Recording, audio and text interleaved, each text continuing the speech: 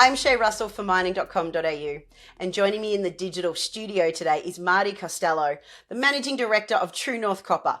Marty, how are you? G'day, Shay. Pleased to see you again. Yeah, good to have you on the channel. As I'm not supposed to have favourites, but you do happen to be in one of my favourite regions, and that is Outback Queensland with a very exciting base metals project called the Cloncurry Copper Project, and that's what I want to talk about today.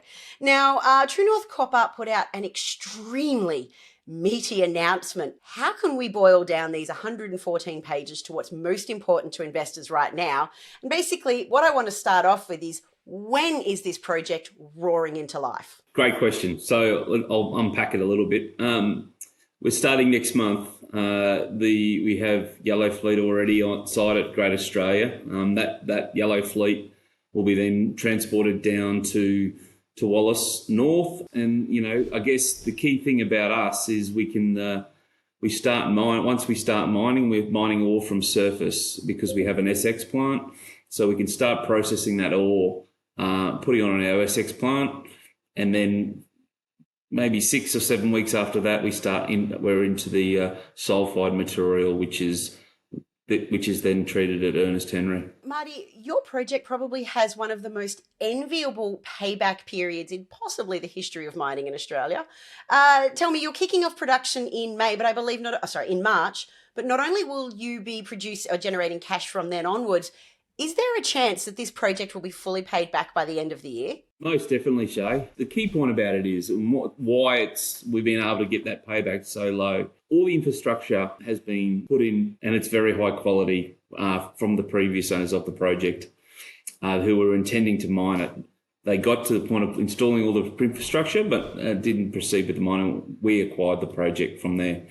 Secondly, all the permitting has been done. I'm not just talking environmental approvals, but also haulage permits. And not only that, we have a pathway to process our sulfide material. So part of our agreement with Glencore is actually advance payments upon all delivery, which is quite important, obviously, for any junior miner starting a mining project.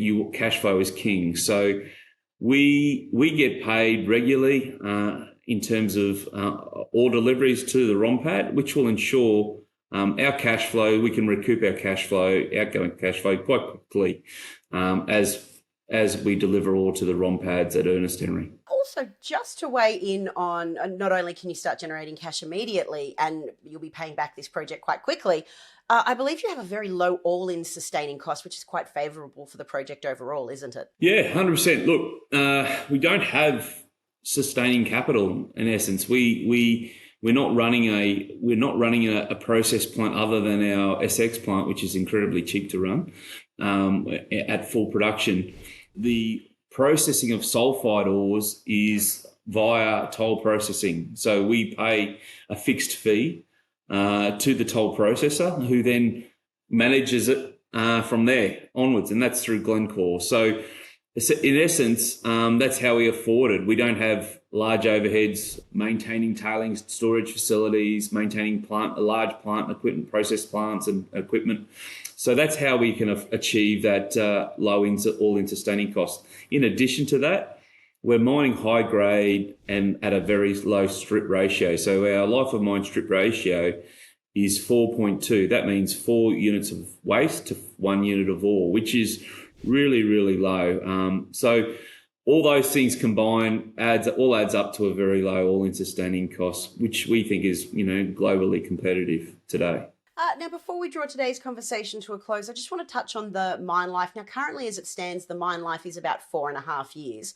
What is Tru North Copper doing to extend this mine life? The reason why it is 4.6 years at the moment is we're only reporting reserves.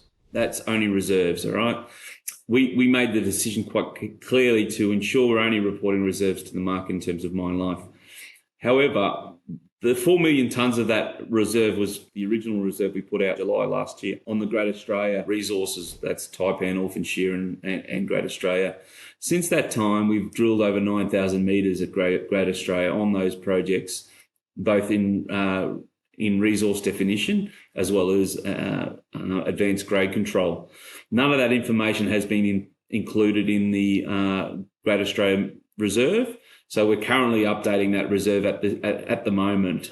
We felt it important that we disclosed to the market that we made an FID and we're proceeding with our business plan at Cloncurry. However, I guess from a shareholder point of view, we're clearly looking past more like 7 years of mine life at Cloncurry at this stage without any further drilling.